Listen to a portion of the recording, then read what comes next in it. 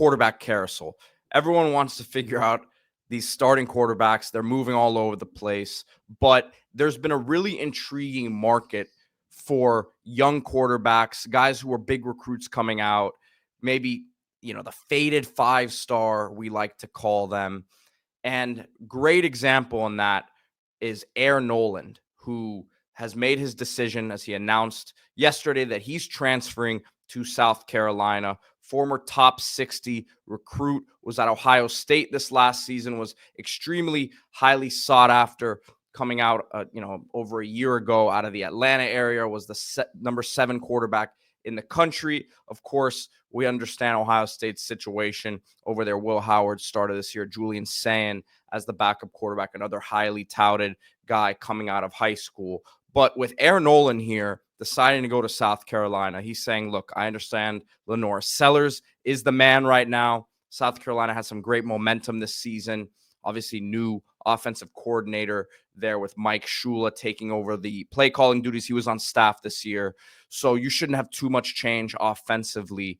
But Air Noland saying, look, I'll sit behind LaNorris Sellers for, even though he has multiple years of eligibility, hopefully for him, he's thinking it's a year sitting there, learning, doing what he has to do. And it's a nice opportunity for him at a program with some talent around him.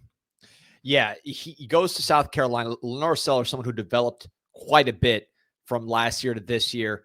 Coach Mike Shula was a part of that. He was, dull against Alta Appalachian State, but Coach Shula, part of it, elevated now to offensive coordinator. So you look at the development of Sellers. If you're Air Noland, we use the term faded 5-star. I guess Noland more like a faded 4-star. He's a high 4-star player out of the Atlanta area, 6'2", 192, lefty. The way he played, Pete, kind of reminded me of Tua Tagovailoa. Just quick decision-making. You see the way he distributes the ball, the accuracy. He's not going to overpower you with arm strength, but he had a very, very good team at Langston Hughes in Atlanta. They were a dominant program, and he was distributing the ball to his playmakers. He's a 6A player of the year. Very, very quick in the RPO game, quick with his fakes, quick in his footsteps. Again, I'm not saying he is Tua, but he is that type of distributor, more of your point guard player, different player than Sellers, who's such a physical specimen. So you go to South Carolina, you talk about Dante Reno, Cutter Woods, the freshman. I think Noland slides in as number 2 right away. He has 4 years to play for, didn't play at all for Ohio State. I think Julian Sayin passed him, which, look, time will tell if that was the right move. We don't have to go far to see Ohio State playing time decisions not working out. Joe Burrow, the most famous example, Ohio State signee, outperformed by Dwayne Haskins early in his career, splitting time with Tate Martell. Remember that name, who was getting snaps over him at times as sort of a specialist backup. Joe Burrow, of course, goes to LSU, becomes one of the best quarterbacks in the world. Not saying it's going to happen with Air Noland. I'm just saying those Ohio State quarterback battles, sometimes there's very talented guys that don't succeed there. Kyle McCord, another example, who started and was basically run out of town, goes to Syracuse, one of the top passers in the country at Syracuse in the ACC, actually led the country in passing yards. So we will see where this goes for South Carolina. I think it was a good decision by Noland, going somewhere where there's a clear path to development. There's some stability there at South Carolina, finally, with the success that they've had. Coach Beamer looks solid there. He's been recruiting well. And Shula, the new offensive coordinator, but not a new system, just sort of being elevated. You play behind a guy who's probably going to go pro in a year in Sellers, assuming everything goes right.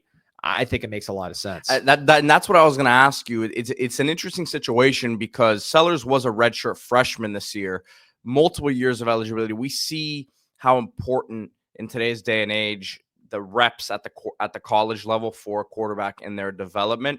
So you're essentially saying, if you're Shane Beamer, that, look, we expect Sellers to be gone after this year to the next level. Obviously, with the portal era, you never know what's going to happen. So there is an insurance element involved here as well. But I think that's an interesting situation here. Yeah. Again, who knew that Sellers was even going to be talked about as potentially the best quarterback in the country heading into 25. I certainly didn't think that going into the season or after the first couple games, but with the way he's finished, he's going to have a case to be the best quarterback in the country next year, both in college and potentially as a pro prospect. So, number one, that speaks to development that Dole Loggins is, again, now at Appalachian State, but also, the Coach Beamer at the top, and then Mike Shula playing a role. They develop Sellers that way. Noland steps right in. Much different type of player. Not going to run like Sellers. Not going to be that physical presence, but someone who can distribute the ball. Maybe more comparable to a Spencer Rattler. But even then, Spencer Rattler had that huge arm. He could be a little late and still make the throw just off of talent and arm strength.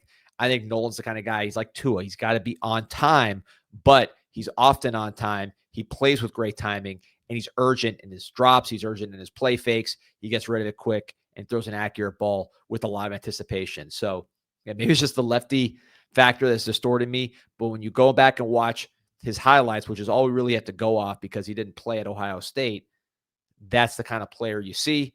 South Carolina continue to recruit well, put some receivers around Air Noland in the future, and he'll be able to distribute the ball. Yeah, intriguing one for the future there.